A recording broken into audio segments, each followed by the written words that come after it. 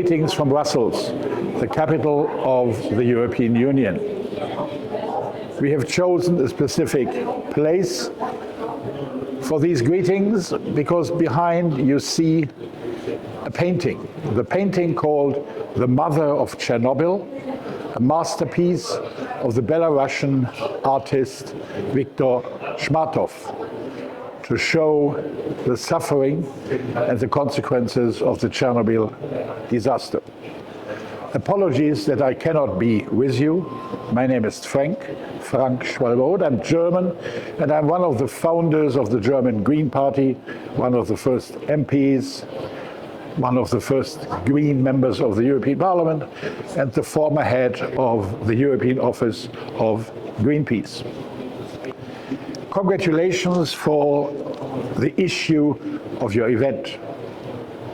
Congratulations that you focus on the snow leopard, because in the early 90s, the European Commission had a program called TACIS, Technical Assistance for CIS countries, and I was the coordinator for environmental awareness raising with members of parliament, policy makers, shakers and movers in countries of former Soviet Union, and therefore had an office in Kiev, in St. Petersburg, in Moscow, in Tbilisi, and in Almaty for the whole of Central Asia. And our task was to cooperate with policymakers from the region, with policymakers here in Western Europe, and to open the minds for our role as human beings. Because we are human beings, but on the other hand, we are very close. We are very close to other living beings, to animals.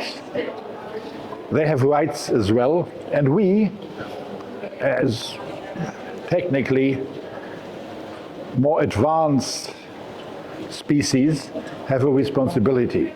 We have a responsibility as human beings when we intervene into the livelihood in the natural environment of animals, like, for example, the snow leopard.